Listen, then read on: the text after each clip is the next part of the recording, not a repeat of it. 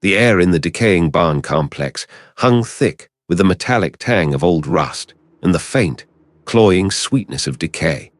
It wasn't the usual scent of a crime scene, no ozone, no bleach, just the slow, deliberate surrender of wood and iron to time. I preferred it, in a way. Less interference. The late afternoon sun, a weak winter offering, struggled to penetrate the grime-streaked windows of the main barn, casting long, fractured shadows across the dusty floorboards. UserNL, the lead investigator, began, his voice a gravelly rumble that suggested a perpetually sore throat. "I'm glad you could make it. This one, it's a knot." He didn't bother with pleasantries, which suited me just fine. His eyes, tired and underlined with purple, scanned my worn trench coat and the slightly askew spectacles perched on my nose, a familiar look of skeptical resignation. I knew the drill.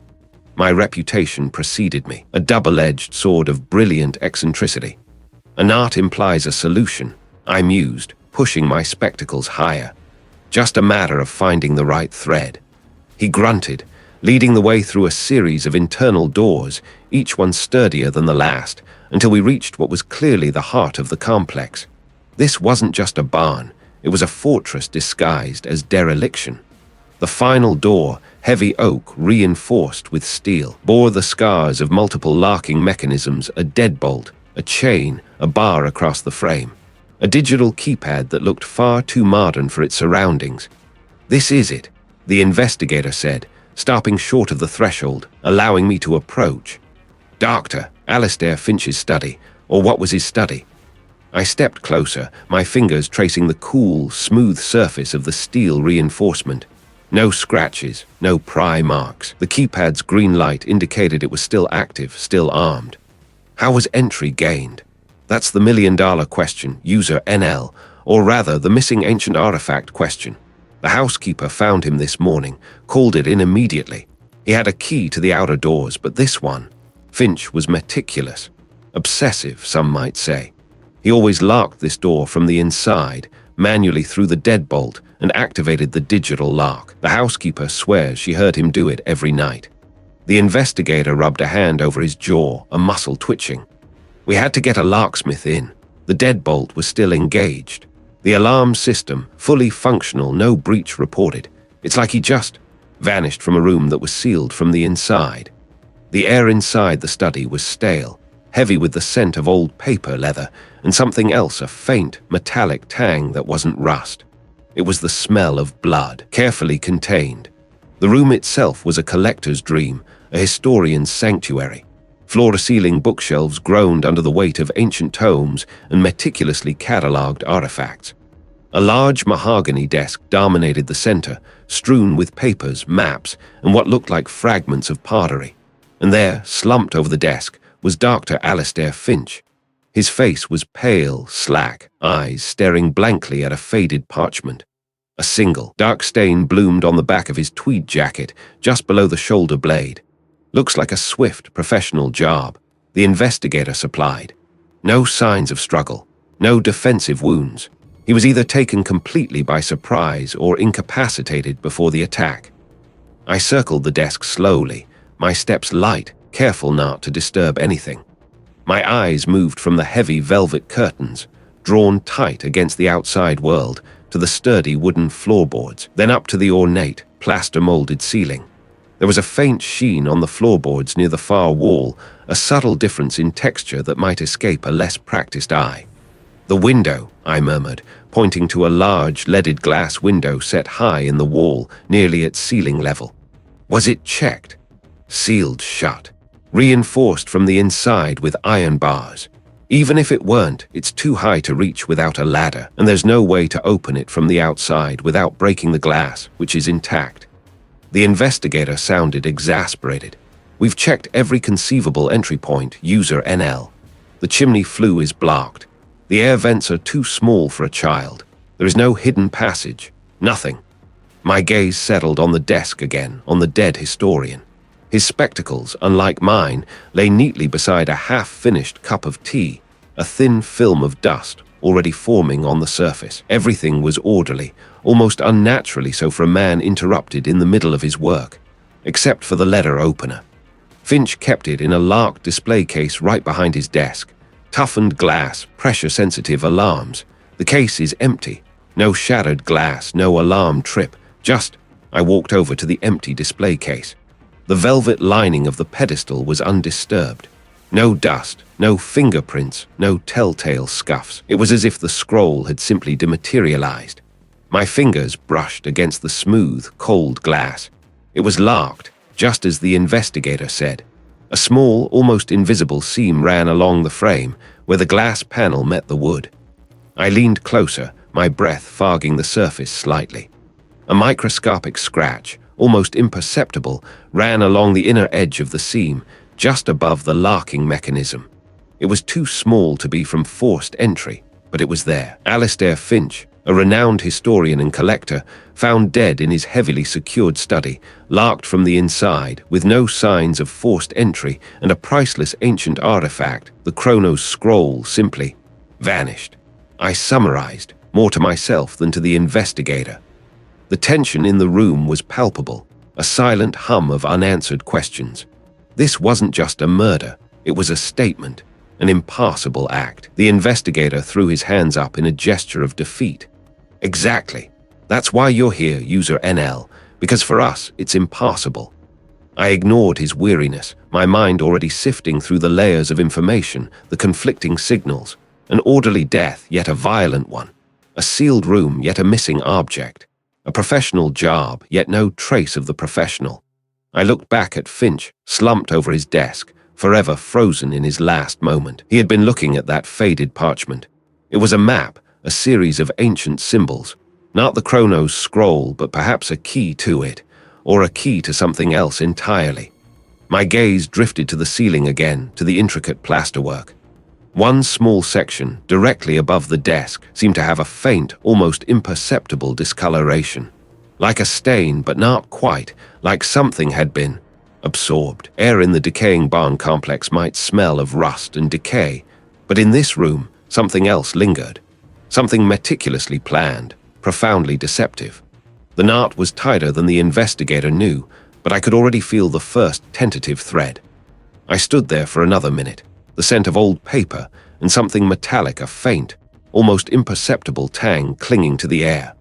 The police chief, a man whose patience wore thin with every passing minute he spent in my presence, cleared his throat by the study door. I didn't acknowledge him. My gaze swept over Finch again, then to the empty pedestal, a sealed room, a missing artifact, a dead man. The pieces were all there, but they refused to interlock. Not yet. Right, I finally said, turning to the chief. Let's talk to the living. He led me to a sitting room, less opulent than the study, but still filled with heavy, dark furniture. 3 individuals sat stiffly, like porcelain figures on display. The heir, Finch's nephew, was a man in his late 40s, prematurely bald, his face a mask of carefully constructed grief.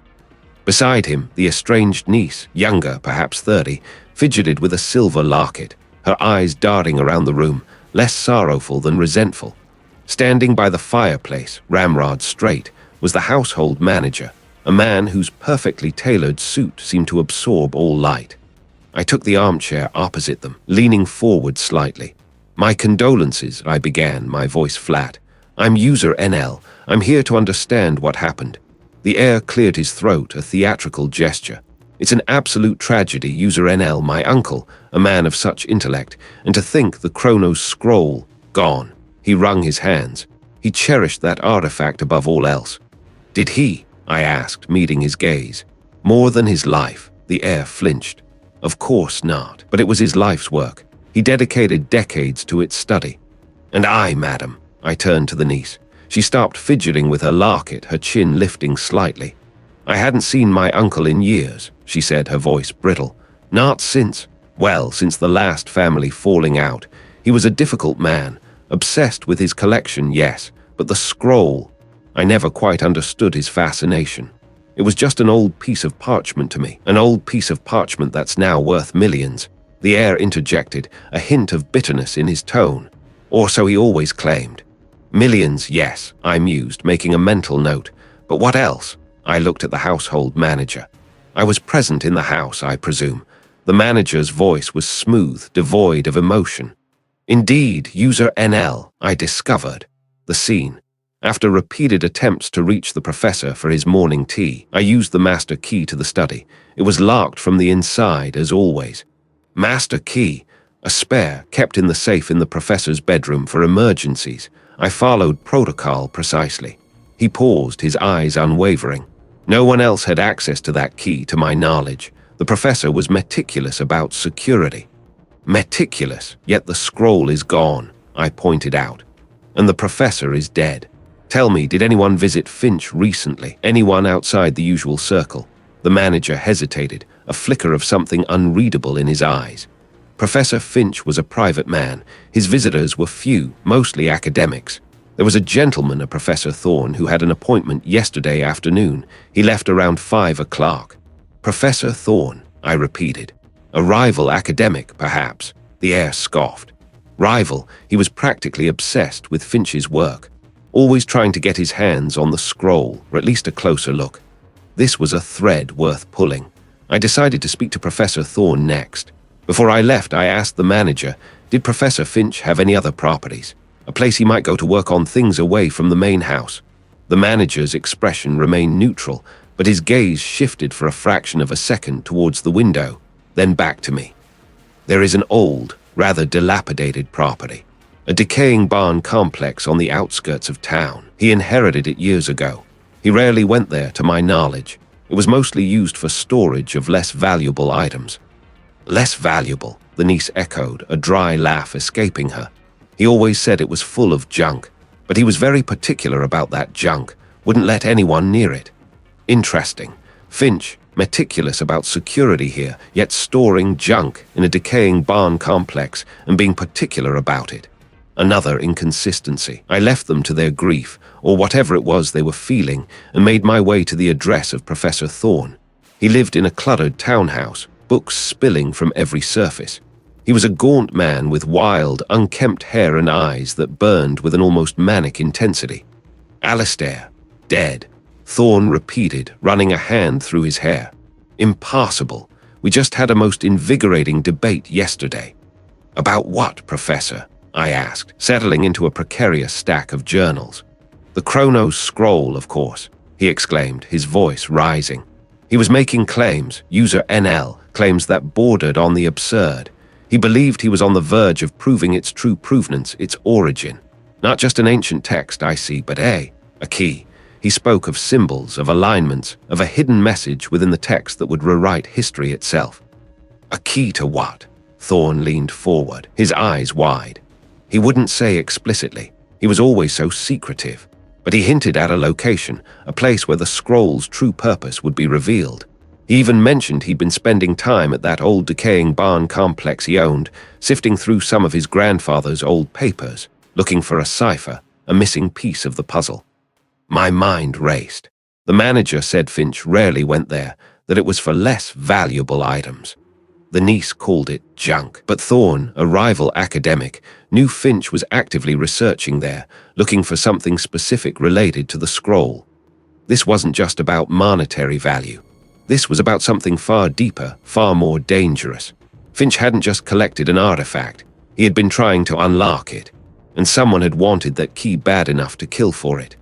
The tension in the room, previously a subtle hum, now felt like a taut wire, ready to snap. The wind, sharp and insistent, whipped around me as I approached the decaying barn complex. It wasn't a single structure, but a cluster of 3 skeletal buildings, their corrugated iron roofs rusted through in patches, walls bowing inwards like tired old men. The manager had called it less valuable, Finch's niece, junk. But Thorne's insistence that Finch was actively researching here, looking for something specific, resonated with a discordant hum in my thoughts. This wasn't about monetary value. It was about truth, or at least Finch's version of it. The air here was thick with the scent of damp earth, decaying wood, and something metallic, like old rust. I pushed open the creaking main door of the largest barn, my boots crunching on loose gravel. Dust motes danced in the slivers of light piercing through gaps in the roof, illuminating a haphazard graveyard of forgotten things. Broken farming equipment, stacks of water-stained crates, tarpaulins draped over indistinct shapes. It was a hoarder's paradise or a historian's labyrinth, depending on my perspective. For me, it was a puzzle box. I began my methodical sweep, starting with the perimeter, running my gloved fingers along dusty shelves, peering into shadowed corners. Most of it was indeed junk, the detritus of a forgotten life. But Finch wasn't interested in forgotten lives. He was interested in forgotten histories. I needed to think like him. Where would a meticulous academic, even one obsessed, set up a research station in this chaos? Deep within the central barn, tucked behind a precarious stack of antique wooden crates filled with what looked like moth-eaten textiles, I found it. A small, surprisingly clear space, roughly cleared of the worst of the debris. There was a sturdy, if wobbly, folding table, a single camping chair, and a battery-powered lantern. This was Finch's sanctum, his private dig site. On the table lay a scattered array of documents, some neatly bound, others loose and brittle. My gaze immediately snagged on a thick, leather-bound journal, its cover embossed with a faded, intricate symbol I couldn't immediately place. I carefully opened it. Finch's elegant, precise handwriting filled the pages, interspersed with sketches and cryptic diagrams. The journal detailed his research into the Chronos scroll, but with a twist. Finch wasn't just documenting its known history, he was challenging it. He proposed a radical reinterpretation, arguing that the scroll wasn't merely a historical record of a forgotten dynasty, but a coded instruction manual for a complex, ancient mechanism, a device, he theorized, capable of manipulating. Well, he didn't quite say what. But his notes hinted at something profound, something that would rewrite entire swaths of accepted history. He cited obscure texts, cross-referenced mythological accounts, and even included detailed drawings of what looked like gear assemblies and counterweights. I flipped further, my internal monologue a flurry of questions. Finch's theory was audacious, bordering on the heretical for a mainstream historian. No wonder Thorne had mentioned academic feuds. I could almost hear the derisive whispers of his peers. One particular passage caught my eye, underlined multiple times. They dismissed it as fanciful. They called me a fool, but the architects knew, and their legacy, hidden within the very fabric of our understanding, will prove my vindication. The architects, another layer of mystery. Beneath the journal, I found a stack of financial statements. These weren't personal accounts. They were transactions from a shell corporation Finch had set up, funneling significant sums of money, far more than his academic salary could account for, into obscure research grants and the acquisition of specific, seemingly unrelated historical artifacts.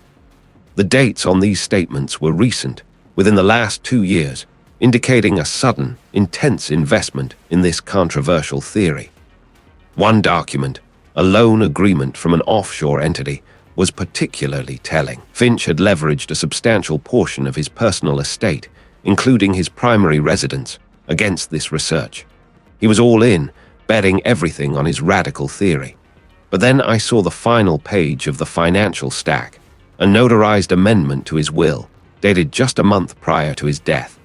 It stipulated that if his research into the Chronos scroll proved fruitful, specifically if the architect's mechanism was discovered or its principles validated, a significant portion of his estate, alongside the scroll itself, would not go to his niece, to a newly established trust managed by a previously unmentioned historical society one I had never heard of. This wasn't just a financial entanglement, it was a potentially colossal inheritance shift, contingent on his controversial theory being proven. A massive motive, not just for theft, but for silencing Finch before he could formalize his discovery. My eyes scanned the last few pages of his journal, a frantic scrawl now replacing his earlier meticulous hand. He wrote about a fail-safe, a guardian mechanism implemented by the architects to protect their secrets. He mentioned a temporal lock, not a modern electronic system, but something older, subtler. And then a small, intricate sketch, a pressure plate no bigger than my palm, nestled into a decorative stone carving, with fine lines radiating from it, suggesting a hidden network of internal gears and springs. Below it, Finch had written, "The study's true guardian, not steel but time itself. Only the initiated know the sequence." My breath hitched. The study's security system. I had focused on the modern electronics, the reinforced door, the window sensors. But Finch, the historian, the man obsessed with ancient mechanisms, and the Chronos scroll's true purpose, had likely incorporated something far more arcane into his heavily secured study. This wasn't just a locked room. It was a historically locked room. A completely new, perplexing clue had just surfaced, shattering my initial assumptions about how the killer gained entry. The killer hadn't bypassed the modern security. They had understood an ancient one. My breath hitched. But Finch, the historian, the man obsessed with ancient mechanisms, and the Chronos scroll's true purpose, had likely incorporated something far more arcane into his heavily secured inner sanctum. It wasn't just about keeping people out. It was about the nature of the lock, the key to its secrets. I paced the quiet apartment, the scent of stale coffee clinging to the air. Finch had been a man of meticulous habits, a creature of routine. Yet, the scene of his death screamed of a violent disruption, a meticulously planned one. If the killer had simply wanted the scroll, why the elaborate locked room setup? Why not just incapacitate Finch and take it? The answer, I realized, lay not in the theft itself, but in the method of the theft and the impossibility of it. The locked room wasn't to prevent entry. It was to frame the event, to make it appear supernatural, or at least utterly baffling. I pulled out my notes, spreading them across the kitchen counter. The initial police report mentioned no forced entry, no broken windows, no signs of struggle beyond Finch's body. The estate manager had the only other key, a fact corroborated by the security company. But what if Finch had built his own secret way in and out?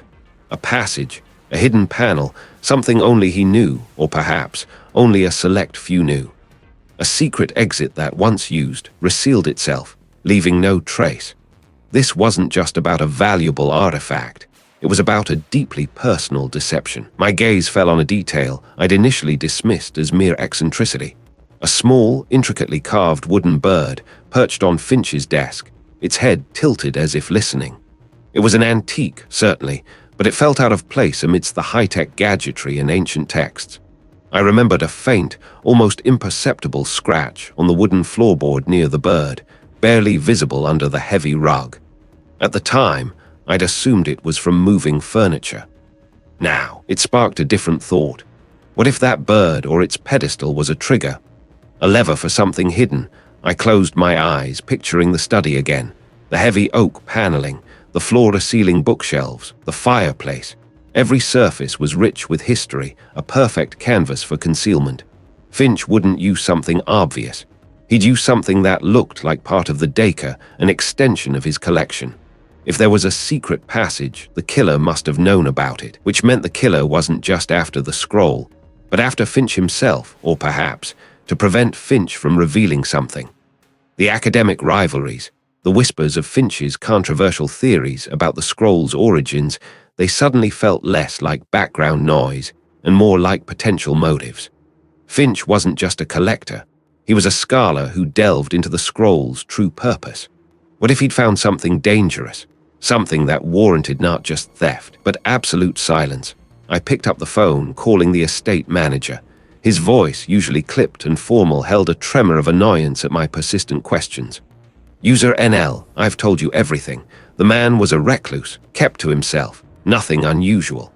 Tell me about Finch's more unusual interests, I pressed. Beyond the academic, did he ever talk about secret projects or places he frequented that weren't his usual haunts? There was a long pause, filled with the crackle of a bad connection. He had a peculiar fascination with old structures. The estate manager finally admitted, his tone reluctant. Said they held secrets. Used to spend a lot of time out at the old decaying barn complex on the edge of the estate. Said it had good acoustics for his experiments. Never knew what he meant by that. Just assumed he was being eccentric. My mind raced. A decaying barn complex, old structures, experiments, this was it. This was where Finch conducted his other research, away from prying eyes. This was where he might have built or tested his arcane mechanism, or perhaps where he met with someone privy to his deepest secrets. How often did he go there? I asked, already grabbing my coat. Last few months, almost every evening. especially after he acquired that scroll. He became quite agitated, said he was close to a breakthrough. The estate manager sighed. "Look, I'm busy, is that all?" "One more thing," I said, my voice low. "Did he ever mention anyone joining him out there? Anyone at all?" Another pause, this one heavier. "There was, a young researcher, a student, I think. Finch was mentoring them. They met a few times at the main house, then started meeting out at the barn. Finch was very particular about it. A young researcher. Someone close enough to Finch to be mentored, to be trusted with his secrets, but perhaps not close enough to share his ultimate goal. Someone who would know about the decaying barn complex, and perhaps about Finch's secret passage." I didn't wait for any further details. I hung up and drove. The estate was sprawling, a patchwork of manicured lawns giving way to wilder woods and neglected outbuildings. The GPS led me down a winding, overgrown track until the skeletal remains of the decaying barn complex loomed into view, silhouetted against the bruised twilight sky. The air grew heavy with the smell of damp earth and rotting wood. The complex consisted of several structures, their roofs caved in, walls leaning precariously. This was no place for academic pursuits. This was a place for secrets. I moved carefully, my footsteps crunching on fallen debris. The main barn was massive, its interior a cavernous space filled with forgotten machinery and mounds of rusted scrap. Dust motes danced in the slivers of light. I found a smaller, more intact structure at the back, its single door surprisingly sturdy, a modern padlock securing it. Finch must have made this his private domain. I tried the handle. Locked, of course.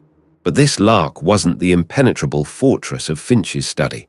I pulled a tension wrench and a set of picks from my kit. A few moments later, with a soft click, the padlock yielded. The air inside was stale, thick with the scent of old paper and something metallic, like ozone. Finch hadn't been doing experiments with acoustics here. He'd been working. A rough wooden table stood in the center, littered with calipers, magnifying glasses, and faded diagrams. On one wall, a series of shelves held more scrolls, though none looked as ancient or significant as the chronos. But what truly caught my eye was a large, half-finished contraption on a workbench in the corner. It was a complex array of gears, springs, and polished brass plates, reminiscent of an antique clockwork mechanism, but clearly designed for a purpose far beyond telling time. It looked eerily similar to the intricate patterns I'd seen in photographs of the chronos scroll. Then I saw it, tucked beneath a pile of blueprints, a small, leather-bound journal. Finch's handwriting, neat and precise, filled the pages. I flipped it open, scanning the entries. The chronos is not merely a record, it is a key. My theory holds, the device is nearly complete, but my young colleague, their questions are growing too pointed, they grasp too much. I fear I have revealed too much. My heart gave a sharp, unpleasant lurch. A key, a device, a young colleague. This wasn't about a simple theft. This was about something far more dangerous. The locked room was a masterful misdirection, designed to obscure the killer's true intent and the profound secret Finch had uncovered. The killer wasn't just a thief. They were a conspirator, someone who understood the scroll's true power and Finch's fatal proximity to unlocking it. And they were closer than I had ever imagined. Someone else was here, someone who knew about this place. My hand instinctively went to the small, weighted object in my pocket. The tension in the air thickened, pressing down on me like a physical weight. I wasn't alone in Finch's secret lair, and whoever it was, they likely held another piece of this deadly puzzle. I replayed the final pieces in my head, the fragments of the puzzle clicking into place with an unnerving precision. Finch's notes, meticulously detailed, yet oddly evasive about certain aspects of the chronos scroll's provenance. The strange electromagnetic anomaly a colleague's scanner had picked up near the study door, dismissed as a fault in the old building's wiring. And then, the true significance of the key and device. I'd stumbled upon not physical objects in the traditional sense, but concepts, methods. My instincts, honed by years of sifting through deception, screamed for me to follow the trail of the young colleague. Not just any colleague, but the one Finch had taken under his wing, the one who had practically lived in his shadow, the protégé, the one who had access, knowledge, and perhaps a simmering resentment.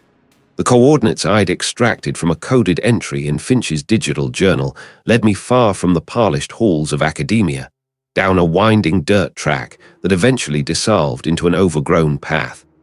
Rusting farm equipment lay half-buried in the weeds, skeletal fingers reaching for the pale sky.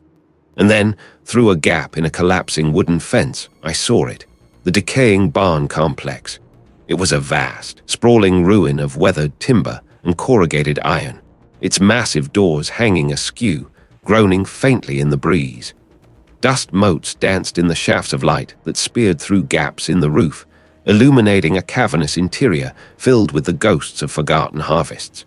The air was thick with the scent of damp earth and decaying straw. I moved slowly, deliberately, my footsteps muffled by the layer of grime and detritus on the floor. Every creak of the old structure, every whisper of the wind, seemed amplified. My hand hovered near the worn grip of my sidearm, a familiar weight. I wasn't expecting a struggle, not really, but habit was a comfort. Deep within the largest barn, tucked away behind a stack of ancient, mouldering hay bales, I saw a faint flicker of light. A small, battery-powered lamp, casting a pool of yellowish glow. And there, hunched over a makeshift table fashioned from an old workbench, was the protégé.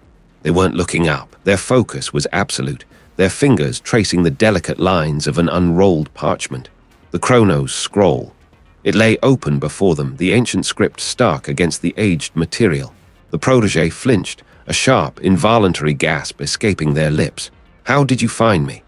Finch was a creature of habit, even in his digital life. I replied, moving closer, my gaze fixed on the scroll. "And you, like many brilliant minds, left a trail of breadcrumbs. Finch's private server, the one he thought only he could access. You mirrored it, didn't you? A contingency, perhaps, for when his research became too inconvenient." The protégé's shoulders slumped. He was going to publish, they said, their voice low, filled with a raw, bitter edge. He was going to claim it all as his own again. "Claim what?" I pressed, my eyes scanning the scroll, then back to their face. "The scroll, or its true meaning." "Its true meaning," protégé affirmed, their eyes burning with a sudden, fierce intensity.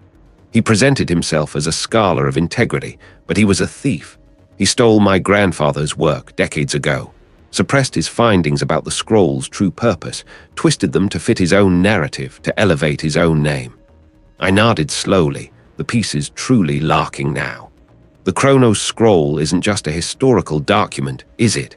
It's a key, a record of something far more personal, far more potent than mere historical fact. It's a genealogy, the protégé revealed, their voice thick with emotion. My family's, a direct lineage to a forgotten dynasty, a hidden branch of history that Finch had no right to suppress.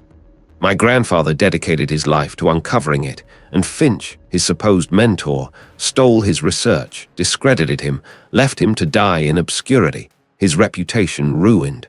The scroll proves everything. It's the proof of my heritage, my birthright. Finch was about to publish a revised edition of his seminal work, using my grandfather's suppressed findings, repackaged as his own late-career breakthrough. He was going to bury the truth forever. The motive, deep, personal. I begged him to acknowledge the truth, to honor my grandfather's legacy. He laughed. He called me delusional, just like he did my grandfather. Said I was clinging to fables. He was going to destroy the evidence, erase my family's truth. The locked room, I continued, my gaze unwavering. A masterpiece of misdirection. Finch's study, secured by a complex, antique-looking system, but secretly modernized. A system I knew intimately. I helped him design it, didn't I? Or at least maintained it. The protégé nodded miserably. He trusted me. He showed me the schematics, the hidden access points. He thought I was loyal. And the key and device. I pushed. Not a physical key, but a frequency emitter. A small, custom-made gadget that mimicked the unique electromagnetic signature Finch's own, hidden biometric scanner produced when he placed his hand on that specific, ornate panel by the door. A signature that only he could produce naturally, or so he thought. I had to have studied his unique bioelectrical output, perhaps through the regular maintenance I performed on his systems. The protégé gasped, a sound of utter defeat.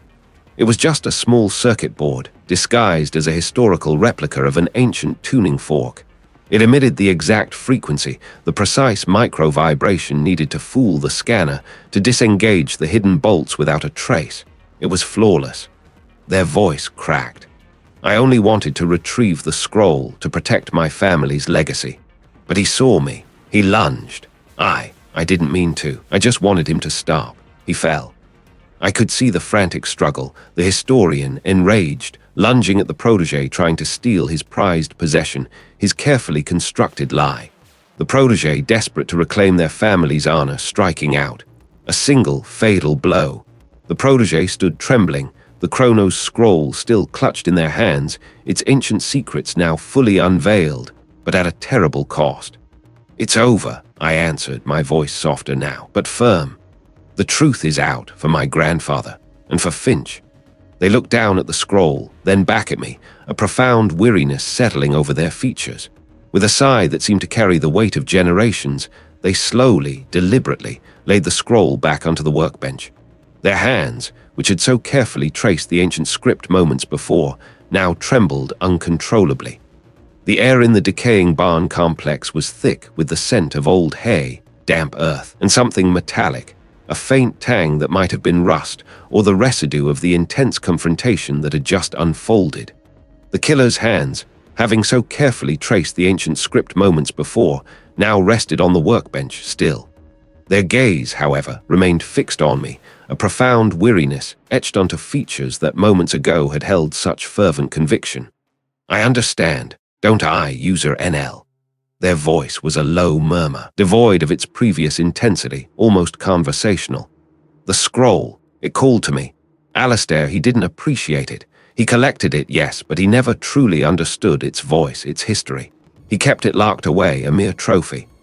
I watched them, my own breath still catching in my throat from the chase and the final, shocking revelation. The details, which had clicked into place with a horrifying precision, now spilled from their lips. I knew Finch's routines. I stated more confirmation than question. I exploited his trust, his desire to share his treasures with someone he deemed worthy. A slow nod. He was so proud of his system, his bespoke security, but even the most intricate lock has a key or a vulnerability. Their eyes drifted to the Chronos scroll, a possessive glint returning for a fleeting second. The study's unique ventilation system. Alistair had it installed himself, a relic from his youth, a passion for engineering before history consumed him. A small, almost invisible access panel, concealed behind a rotating bookshelf that Finch himself operated by a pressure plate on the floor when entering the study. They paused, a faint, almost bitter smile playing on their lips. He thought it was a brilliant failsafe, a way to air out old documents without opening the main door. He showed it to me once, boasting. My mind raced, connecting the dots, the study sealed from the inside, the killer already inside or having a way in, Finch's meticulous nature, his pride in his own cleverness. I used that access panel, I concluded, the final piece sliding into place. I entered through it, knowing Finch would never suspect it as a point of entry from outside, only as an internal vent. I manipulated the pressure plate mechanism from the inside, so the bookshelf appeared, locked from the outside after I exited, and the missing scroll, a perfect decoy for a theft motive. Precisely, they confirmed, their voice regaining a touch of its old pride. The small panel, once manipulated, would appear to be part of the solid wall from the outside. The pressure plate, once depressed and then released, would secure the bookshelf, leaving no trace of entry. Finch's own cleverness became his undoing. He never even saw me. I simply watched him. The admission was chilling, cold. The sedative in his evening tea, a dose I had calculated from his usual intake, rendered him unconscious but alive. I needed him to be discovered later to ensure the locked room was perfect. It wasn't about the killing, UserNL. It was about the statement, about claiming what was mine. The sound of sirens, faint at first, grew louder, cutting through the heavy atmosphere of the barn. Red and blue lights began to flash through the gaps in the weathered wooden slats. My colleague, a burly figure with a perpetually exasperated expression, was the first through the crumbling doorway, a team of officers close behind. Their eyes swept over the scene, landing first on me, then on the killer, and finally on the ancient scroll resting on the workbench. UserNL, my colleague grunted, a flicker of relief mixed with professional severity in their gaze. Glad I read all right. We tracked my signal here. What happened? I gestured to the scroll, the Chronos scroll, and the killer. I met the killer's gaze one last time. There was no remorse, only a profound sense of loss, as if they were the victim of an unjust world. It was a terrifying glimpse into the depths of human obsession, the way a single idea could twist a mind until it broke. The official procedure was swift and efficient. The killer was secured, the scroll carefully collected as evidence. I watched as the ancient parchment was gently placed into a protective case, its journey from Finch's secured study, through the hands of a desperate killer, and now into the custody of the authorities, finally coming to an end. It was a tangible piece of history, so powerful it had driven a person to murder. Later, as the decaying barn complex was cleared, and the last police cruiser disappeared down the dirt track, I stood with my colleague, the evening chill beginning to bite. Another one for the books, UserNL, they responded, rubbing their temples. A genuine larktroom, and the motive, pure obsession. Obsession is a powerful thing, I mused, my gaze sweeping over the now empty workbench, imagining the killer's meticulous planning, their twisted logic.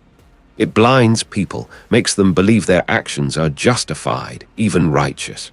Finch's love for history, his pride in his collection, became the very instruments of his downfall. The killer understood that better than anyone.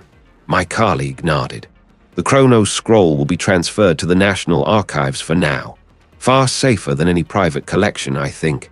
As for Finch's estate, the executor and estate lawyer will handle the dispersal of his remaining possessions. It's all rather messy. Messy, yes, I agreed. But for me, the mess was often where the truth hid, tangled and distorted. The truth wasn't always clean, wasn't always simple justice. Sometimes, it was just an echo of a life, or a death, understood a little too late. A few days later, back in the quiet sanctuary of my own study, the lingering scent of old books and strong tea a comforting presence, I found myself staring out the window, watching the rain streak down the pane. The case of Alistair Finch was closed, the Chronos scroll secured, the killer behind bars. Yet the echoes of their conviction, their belief that they were merely reclaiming what was theirs, still resonated in my mind. The human psyche remained the most complex, the most baffling mystery of all. A soft chime from the antique communicator on my desk startled me from my reverie. I picked it up. A new message. A brief, cryptic note from a solicitor's office in a distant city. Regarding the disappearance of the Northwood emeralds, an unusual request, UserNL, discreet inquiry required. I smiled faintly, a familiar spark igniting within me. The world kept turning, and with it, new puzzles emerged, new truths waiting to be unearthed. My journey, it seemed, was far from over.